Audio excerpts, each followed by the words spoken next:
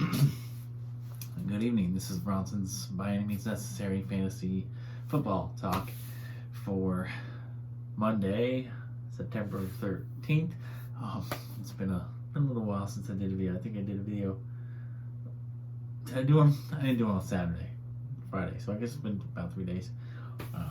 Didn't really talk about the Thursday game, and it was a very exciting game. I was actually, and so was the Monday night game that we just had. It was actually really exciting week one of football, and I think it seems like the loss of a preseason game was actually beneficial so far. Maybe not injury wise, but for the quality of the football that we saw here in week one. It didn't seem like they got most teams didn't come out like sluggish like they usually do in week one. I think the loss of a preseason game kind of forced these teams to kind of play their guys a little more than they normally would, and I think it really, again, helped the quality of football here in week one. We're going to talk football here shortly, but first I just want to talk about Shang-Chi. I actually watched the movie like a week ago. Didn't talk about it for whatever reason in the last couple of videos I did. It was actually a really good movie. I liked it a lot. The only problem I have with it really is the ending. It was just a little too out there. It was a little too fairy tale for me. I don't know. There was just, I'm not going to spoil the movie, so I can't really talk about it too much, but there was just this thing, part of the storyline, that I just thought was really lame. It was just really lame. But the movie's very entertaining, good acting, good casting as always. Marvel's really good at that. Overall, good story. Overall, good movie. I'll give it a 3.5 out of 5 just because the ending and that one piece of storyline just didn't love it. But the overall movie, really good. And Ben Kingsley, I don't know if you guys know who that is. Ben Kingsley is the guy who played the actor who played the Mandarin in Iron Man.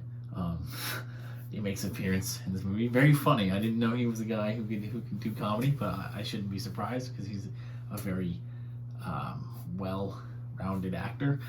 I've just never seen him do comedy, but he was really funny. It was a pleasant surprise to see. But anyway, for football, week one was not kind to me. It never really is. All these teams that I thought I drafted really well didn't really perform well in week one. I'm not panicking. I'm a veteran at this, so I'm not panicking. But it does piss me off because I hate losing. I'm such a poor sport. I hate losing. I'm so competitive. I just don't have patience. I don't have the patience to wait a week to redeem myself to win. It's just so aggravating to lose.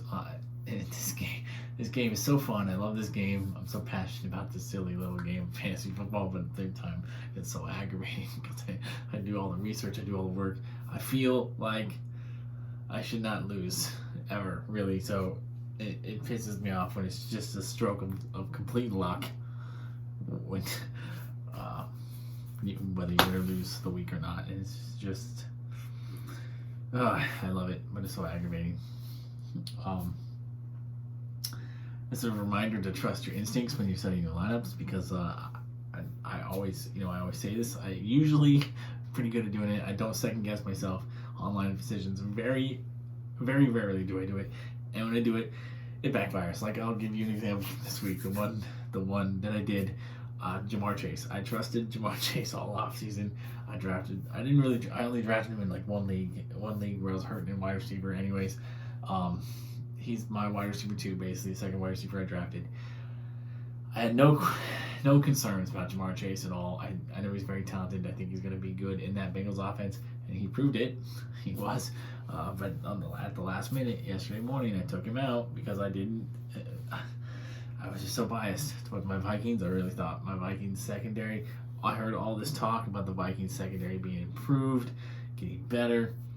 Jamar Chase having trouble catching the ball. all this stuff came out on Saturday night, Sunday morning. It just made me just concerned that Jamar Chase was not going to perform well in week 1.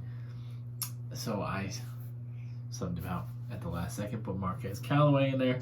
And that hurt me. I still won the matchup, though, luckily, but I would have had a better week with Jamar Chase. So that's the one thing. Just whatever lineup you set on Wednesday or Thursday or whatever day, stick to it. Unless there's, of course, obviously if there's an injury, you're going to switch that out. But if your gut says to play a guy on Wednesday, don't change your mind on Sunday. Okay, I'm reminding you, also publicly, visually reminding myself as well. I almost adopted an orphan team that I really liked it. I don't know why the guy drafted it and then immediately abandoned it. I guess it was a pay league. The guy didn't want to pay the $50 or something. I don't know, but going into the draft, you're gonna have to pay this amount of money by this time, right? So, like, I don't know. It was kind of shady anyway. The guy would only take Cash App. I don't have Cash App. I have Venmo. I can do Facebook Pay. I can do cash, anything like that. I can do that. But this guy just wanted Cash App only, and I was like, I'm not gonna download this one app just for your one league and never use Cash App again. So, I don't know. It was just a shady situation. Really liked the team though. Had a couple of Vikings on it. Had Josh Allen, a quarterback. Really strong team. I think it's a team that really could have easily been a contender. Sucks to miss out on that money, but again, kind of just a shady situation. So I ended up passing, but yeah. As for my other money league, I really thought I had a chance this week. I really thought I drafted a good team.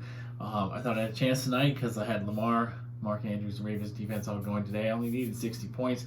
I thought those 3 guys could do it. I did not even come close. I lost by 30 points. So, yeah. What can you do? Week 1, right? Week 1. Oh, on to week 2. As Bill Belichick once famously said, on to Cincinnati. So, can't wait for week 2. Tomorrow I'll have the waiver wire video for you for some week 2 ads. As for now, I'm going to try and quickly, or as quickly as I possibly can, get to the guys, the players, or things I want to talk about from, week 1 games, good and bad. We're going to start with the bad, as I always like to do, like to get the bad news out of the way so we can finish on a good note and a strong note, right? So the bad. This could be good or bad, really, depending on your perspective. Aaron Rodgers, Devontae Adams, that situation is something I'm very, very intrigued by because I'm a Vikings fan. There's a lot of speculation that Aaron Rodgers and Devontae Adams are going to throw this season because they're both very unhappy with their current situations, unhappy with the Packers front office. Now, if this is true, which, there's been a lot of rumors all offseason about Aaron Rodgers, and they all kind of ended up being true. So if this rumor is true that these guys are going to throw this season, I would be ecstatic. That would be the absolutely coolest thing I have ever seen in football. I already love Aaron Rodgers, and I know I shouldn't say that because he's a Packer, but I've always liked Aaron Rodgers since his days at Cal. I just wish he played for a different team. If he does this successfully, he's gonna have my undying respect for the rest of my life, for the rest of his life, and Devontae Adams as well, because Devontae Adams, I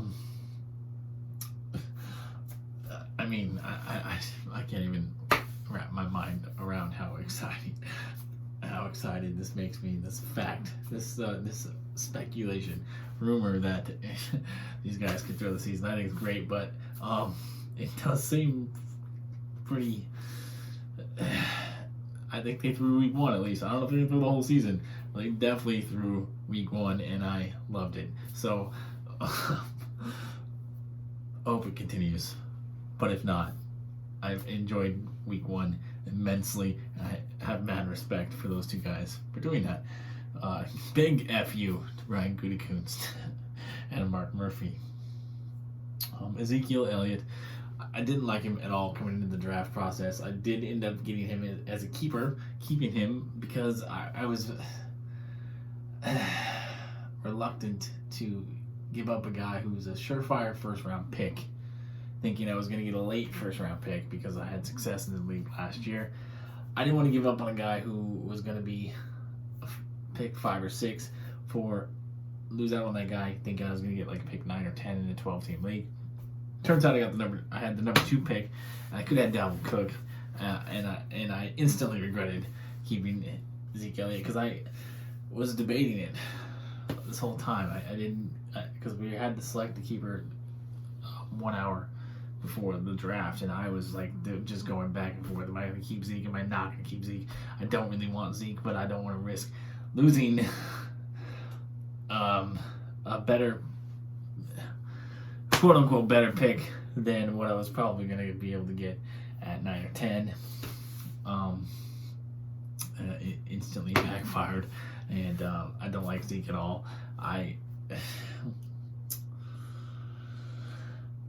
We all should have known that he was going to struggle in week 1 against Tampa. Hopefully, he's going to be better in week 2 and moving and beyond. But really, he just seems a little overrated to me at this point. Derrick Henry, like, come on. I think we can trust Derrick Henry moving forward.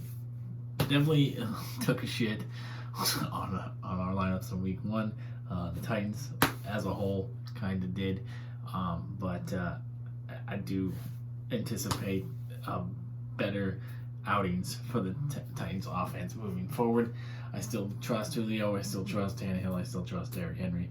And there's no reason you shouldn't as well. It's just week 1. It's all luck. You just keep reminding yourself that fantasy football is very fluid. But none of those guys have given us any reason to think that we can't trust them moving forward. And Zach Moss, very surprising that he was inactive, that he was out. That's a little discouraging for me because I was really high on Zach Moss. I guess I should say really high on Zach Moss coming in, but I was high enough on Zach Moss that I saw him as a high upside RB5. I thought he was the better running back the Bills had between him and Devin Singletary. Turns out that I may have guessed wrong on that. Devin Singletary might be the guy to have. And it's concerning for me because now I've got Zach Moss. But Zach Moss being inactive did allow me to move him to the IR, where I was able to pick up some other players who were able to help me in week 1 and possibly beyond more than Zach Moss will. So we'll see how that plays out. And lastly, Raheem Mostert, already hurt, already out for the majority of the season. I like Raheem Mostert. I think he's very talented. He's one of the fastest players I've seen. When he's healthy, which is a huge if, when he's healthy, he's one of the better running backs in the NFL, and that's why we all are always so intrigued by Raheem Mostert. That's why we all keep drafting him year after year as a high upside flex, a high upside running back 4, because we know what he's capable of when healthy, but it just doesn't happen enough. And I really think that he's going to need to retire because his body just cannot handle the wear and tear of this game that he chose to play. Sad to see, but San Francisco, again, San Francisco is just like really bad with injuries ever since Kyle Shanahan took over there. And but they did equip themselves well with running backs. Elijah Mitchell looked really good. Trey Sermon, I still believe in Trey Sermon long term, even though he was a healthy scratch last week. That's obviously going to change, I would think, with the Mostert out now. So that's the situation to monitor. Who's going to be the guy in San Francisco? I still think it's going to be Trey Sermon. But Elijah Mitchell did make a good case that he should be splitting some duties there. So I don't think any of us really thought San Francisco was going to be a one-trick pony at the running back position anyway. So we kind of anticipated the split. We just thought it'd be Mostert and Sermon, not Sermon and Mitchell, the 2 rookies. But it's definitely going to be Sermon and Mitchell in my opinion. Don't drop Trey Sermon is what I'm saying. And Mostert, like, if you have extra IR spots, you should put him on there. But if you don't, he's safe to move on from. Now to get to the good, I kind of already talked about Jamar Chase, but Jamar Chase definitely looked impressive in week 1, and I think he's only going to get better from here. And we're not going to talk about that game anymore because Bengals beat my team on the very last second of overtime with a stupid-ass field goal. The Bengals. The Vikings just lost the Bengals. The Bengals are going to win 4 games this year, tops. Zach Taylor sucks as a coach. He's going to get fired in the year. Bengals are going nowhere, and yet my Vikings could not beat them. Other good news, Jalen Hurts proved all his doubters wrong. I was one of his few supporters. Everybody says, the Eagles don't like Jalen Hurts, blah, blah, blah, Jalen Hurts sucks, blah, blah, blah. Jalen Hurts was a 2nd-round pick that the Eagles traded up to get last year. So that means the Eagles believed in him. He is the hand-picked successor to Carson Wentz. They traded Carson Wentz this offseason so Jalen Hurts could start. Jalen Hurts did nothing in his brief time as a starter for the Eagles last year to suggest that he's not going to be good. He kind of reminded me a lot of Lamar Jackson, actually. Lamar Jackson, despite his deficiencies, has been very successful in the NFL. Jalen Hurts should be kind of the same. I don't know why Jalen Hurts gets all this hate. In fact, I kind of want to just publicly say that the Eagles fans are the worst fans in the NFL, and they don't deserve the Super Bowl championship that they got. I just think that they're just terrible fans. They've always been terrible fans, and they've really proven it in the last 2 years just how shitty of people, sports fans, they really are. So, but good for them for getting a Super Bowl that they clearly did not deserve, and do not appreciate. So, anyway, good for Jalen Hurts. I do have Jalen Hurts in a few leagues. Again, I was one of his few believers. I thought that he was a great value pick at where he was going in drafts, and through week 1, that's looking right. Deebo Samuel, what a monster game he had, right? And I've always believed in Deebo's talent. Deebo is one of those wide receivers who just has that it factor when he's on the field, when he's healthy. Which, again, San Francisco, they have a lot of injury problems. Deebo contributes to that quite a bit. But I was a big believer in Deebo coming to the drafts. Drafted Deebo a lot of places. I did end up taking Ayuk in a couple of leagues, really, but I didn't. Honestly, I don't know why I took Ayuk. I don't hate Ayuk. I'm just not nearly as high on Ayuk as I was on Deebo.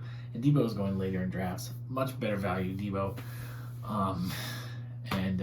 Ayuk, good receiver, but nothing super special. Deebo is a special talent. And so Deebo, I think, is going to be the guy in that offense, the number 1 guy aside from George Kittle in most games.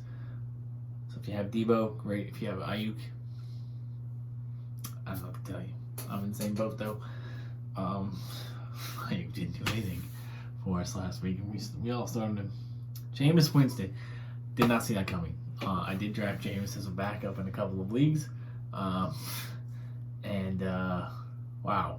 But Sean Payton's a mad genius. Sean Payton's my favorite, even though I shouldn't say this. I don't like the Saints. They cost my team a Super Bowl, and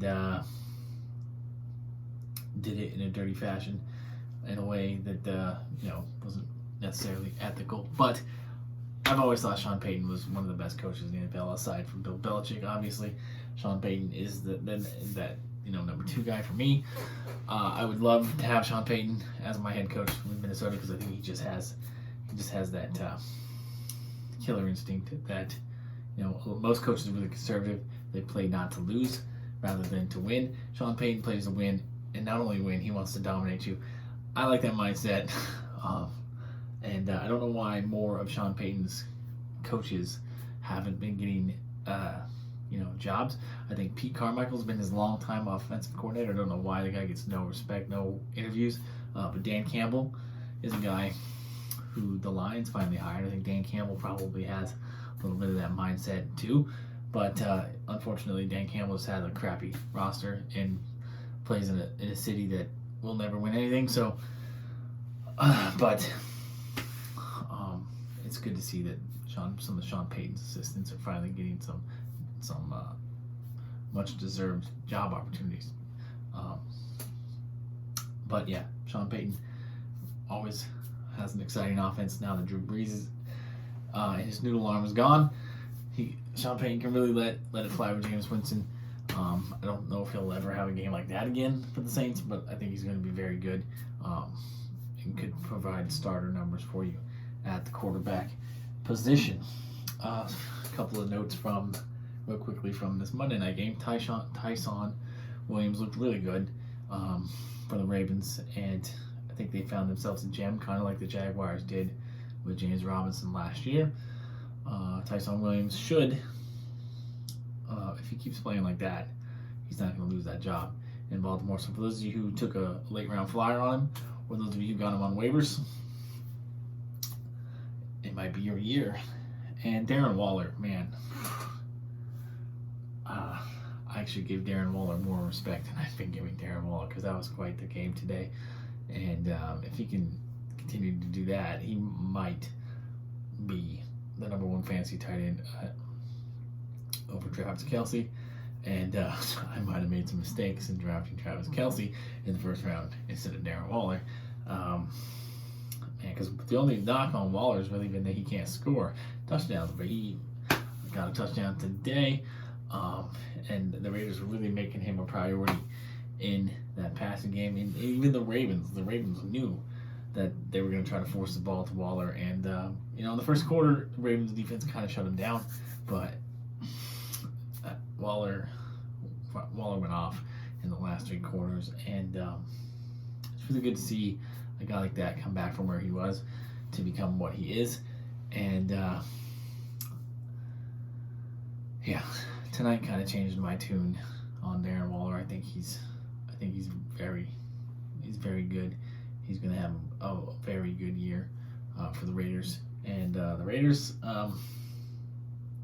still not sold on them this year, but that was definitely a good performance against the Ravens tonight.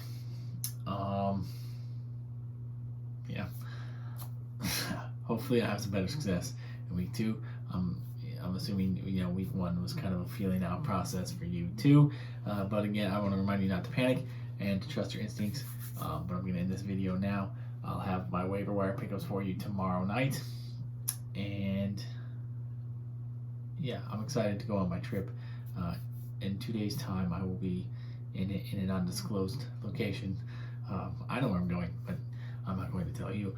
You'll find out when I get there. So, peace, love, and nacho fries. And let's hope for better luck in week 2.